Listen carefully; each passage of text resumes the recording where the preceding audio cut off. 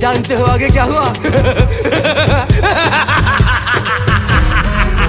शाका जेल में फरार, पीछे घूमे पीसीआर। शाका जेल में फरार, पीछे घूमे पीसीआर।